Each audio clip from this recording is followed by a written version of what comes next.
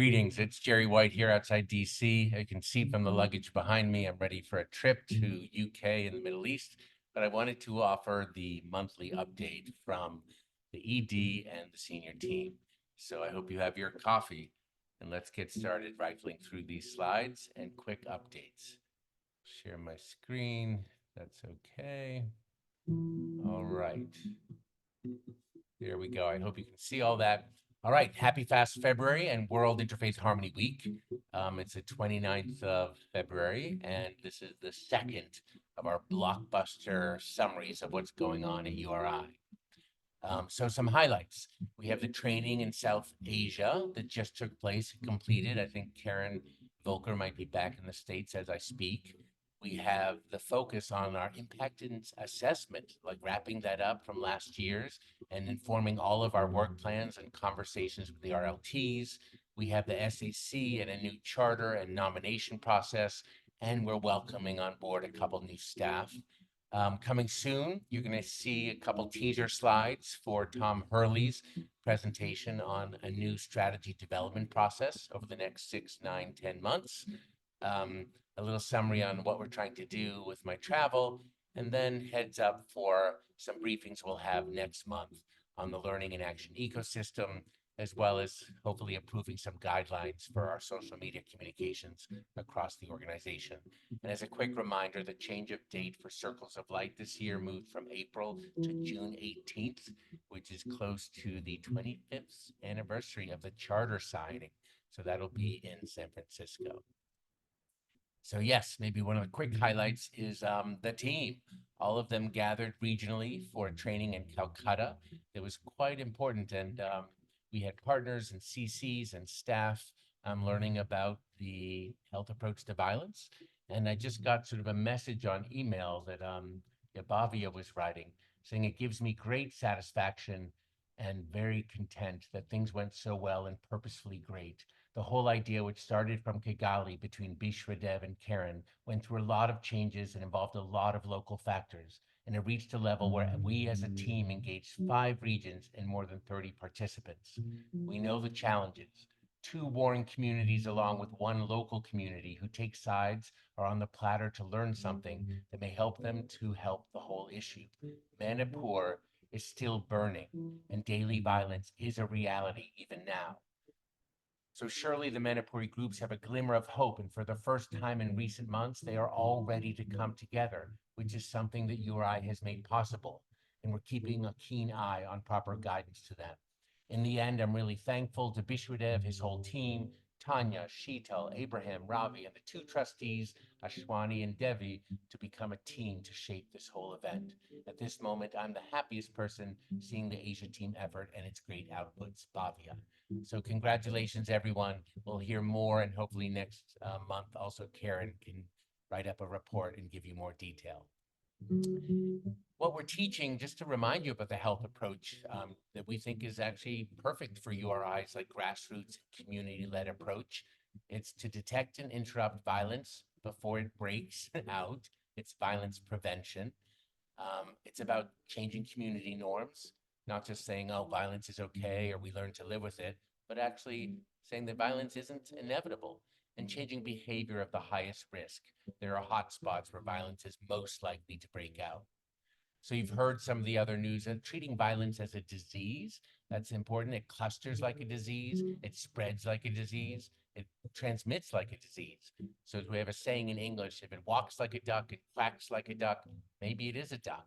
So how do we look at the characteristics of an epidemic, a man-made epidemic, and try to intervene?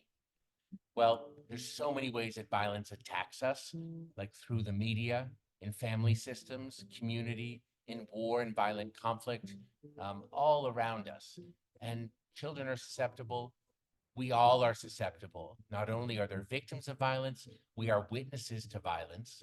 And the outcomes of that, if we are not aware and interrupting our own processes, you'll see perpetual cycles of victimization, increased spread and retaliations, and increased exposure means violence begetting more violence. And that goes against our principles and our preamble and our purpose. We are created in part to end religiously motivated violence. And we're really happy to the team working on this. So what does it mean? Karen's been teaching us, thank you, how to detect the risk of early onset violence, how to prevent it, reaching out to local influencers, working with local communities, interrupting the source of violence, changing community behaviors, and working to change community norms, focusing on places and persons of highest risk or hotspots. So we believe this health approach to violence prevention is actually inherently grassroots and community led. So it's suitable to our approach as an interfaith network.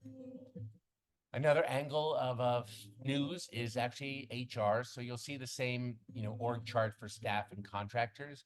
So in case you haven't memorized all the names, they're here for you. We welcome Mary Dismore as our new executive team administrator. Welcome, Mary. She's going to glue us together at the executive level and liaising with the board and working with all the committees and Prita and the chairs of different committees and secretaries, as well as our senior director team. We welcomed Gisela last month, which was the finance associate that was hired. And now we also have finally our first human resource compliance specialist, Jennifer Balachow. And so we're excited that she's beginning also this month. And so welcome them with me. Coming up next month, we'll be looking at advertisements for development associate, as well as a learning and systems coordinator for Ruben's team. So welcome all. We build the family and an effective network piece by piece. All right.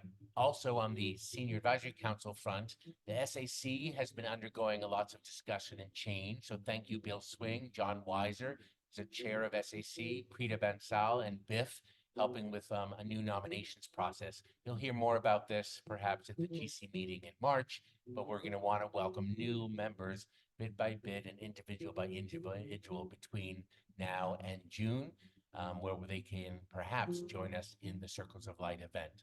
So making a strong advisory council is critical to the future of URI, and we're grateful for the progress so far. Also, we got updates from Ruben Maria nonstop. It's been wonderful, region by region and team by team. But I'm going to ask you to watch a summary presentation by Maria Crespo.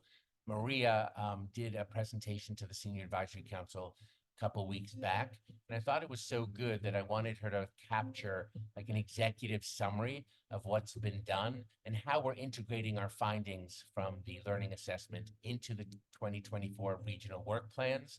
So Maria, you'll have to click on another link and hear from her. And then, of course, Ruben's busy at work. This is another heads up. Again, a complex slide and needing your coffee.